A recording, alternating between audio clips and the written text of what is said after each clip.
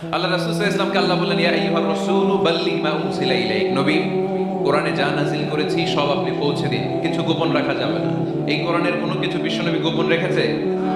সবাই বলেন না কেন, গোপন রেখেছে নাকি সব প্রচার করে দিয়েছে?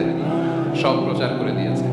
হঠাৎ করে হেরা গুহায় বিশ্বনবীর কাছে নাজিল হলো, ইকরা বিসমি রাব্বিকাল্লাযী খালাক খালাকাল ইনসানা মিন আলাক ইকরা ওয়া রাব্বুকাল আকরামুল্লাযী আল্লামা বিল কলম আল্লামাল ইনসানা মা লাম ইয়ালাম। পড়েন সুবহানাল্লাহ।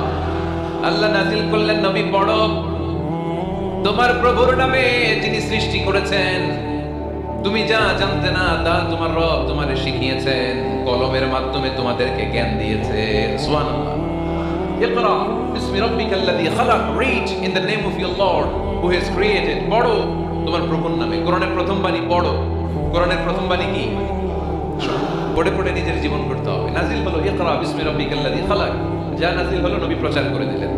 এরপরে আরেক সূরা নাজিল হলো, ইয়া আইয়ুহাল মুযাম্মিল কুমিল লাইলা ইল্লা কালিলা, বিশ্বনবী প্রচার করে দিলেন। এরপরে নাজিল হলো, ইয়া আইয়ুহাল মুদ্দাসসির কুম ফাআনযির, বিশ্বনবী প্রচার করে দিলেন। যাই প্রচার নাজিল হয় তাই তিনি প্রচার করে দেন, যাই নাজিল হয় তাই তিনি প্রচার করে দেন। এরকম চলতে থাকলো কিছুদিন, কিন্তু হঠাৎ করে আর কোনো কোরআনের আয়াত নাজিল হয় না, ওহী আসা বন্ধ হয়ে গেল। ফলে নবীও নতুন কোনো কথা মক্কার লোকদেরকে শোনাতে পারে না। মক্কার লোকেরা বলল, ঘটনা কি মুহাম্মদ? নতুন নতুন আয়াত এতদিন বলতো, এখন বলো না কেন? বলো। বিশ্বনবী বলতে পারে না, কারণ বিশ্বনবী কি মন করা কোনো কথা বলে? সবাই যদি বুঝে থাকেন উত্তর দেন। বিশ্বনবী কি মন করা কথা কোনোদিন বলেছে? রব্বুল আলামিন বলেন, ওয়ামা ইয়ানতিকু আনিল হাওয়া ইন হুয়া ইল্লা ওয়াহয়ুন ইউহা। আমার নবী মন করা কোনো কথা বলেন না। আমার পয়গম্বর মন মস্তিষ্ক কোনো প্রসূত কথা তোমাদের কাছে পেশ করে না। আকাশ থেকে জিব্রাইল মারফত যা তিনি শুনতে পান তা তিনি মক্কাবাসীদের কাছে পৌঁছে দেন। সুবহানাল্লাহ। তো নাজিল হতো, নবী পৌঁছে দিতেন। এখন বন্ধ, পৌঁছাতে পারে না। সাইয়েদনা জিব্রাইল আলাইহিস সালাম আর কোরআন নিয়ে আসে না। রাসূল সাল্লাল্লাহু আলাইহি ওয়াসাল্লাম নতুন কোনো কথা শোনাতেও পারে না। মক্কার লোকেরা হাসাহাসি শুরু করলো, হাততালি দিতে শুরু করলো, মুহাম্মদ তোমার আল্লাহ তোমারে বর্জন করেছে, তোমার আল্লাহ তোমারে ভুলে গেছে। নাউজুবিল্লাহ পড়তে পারলেন না?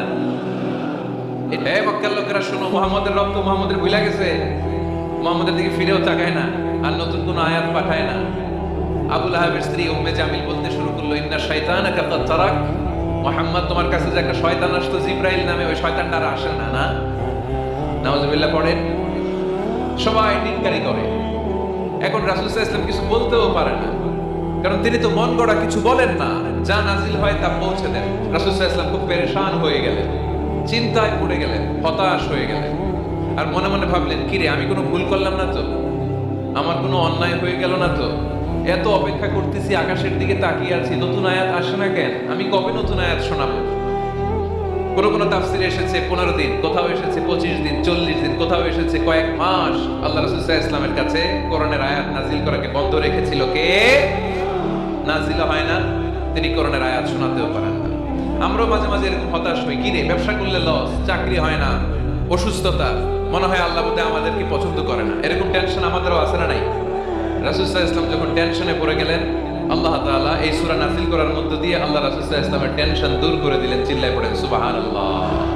রাসূল সাল্লাল্লাহু আলাইহি ওয়াসাল্লামের পেরেশানি দূর করার জন্য আল্লাহ নাযিল করলেন, ওয়াদ-দুহা ওয়াল-লাইলি ইযা সাজা মা ওয়াদ্দাআকা রাব্বুকা ওয়া মা ক্বালা।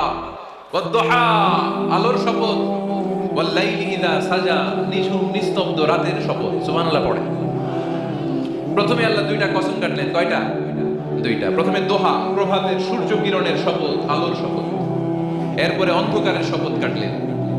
আলোর শপথ দিয়ে আল্লাহ তাআলা ওহী আশাকে বোঝালেন, আর অন্ধকারের শপথ দিয়ে আল্লাহ ওহী না আশাকে বোঝালেন।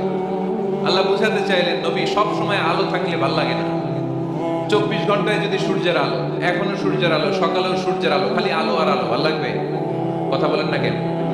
আবার 24 ঘন্টায় ঘুটঘুটে অন্ধকার, কোনো আলো টালো নাই, ভাল লাগবে? তার মানে জীবন চালাতে আলোরও দরকার, অন্ধকারেরও দরকার। বিশ্বনবীরে বুঝাতে চাইলেন, নবী, ওহী আসা যেমনি দরকার, মাঝে মাঝে ওহী বন্ধ রেখে আপনার একটু বিশ্রাম দেওয়াও দরকার। সুবহানাল্লাহ পড়েন। সরকারি চাকরি যারা করেন, সপ্তাহে কয়দিন জব করেন? জোরে বলেন 5 দিন। বাকি 2 দিন কি করেন? বিশ্রাম নেন, ছুটিতে থাকেন। 7 দিনে যদি কাজ করা লাগতো, ভাল লাগতো? কথা বলেন না কেন, ভাল লাগতো না? আবার 7 দিনে যদি ছুটি থাকতো, ভাল লাগতো না? তার মানে কাজেরও যেমনি দরকার, বিশ্রামেরও দরকার, ঠিক কিনা?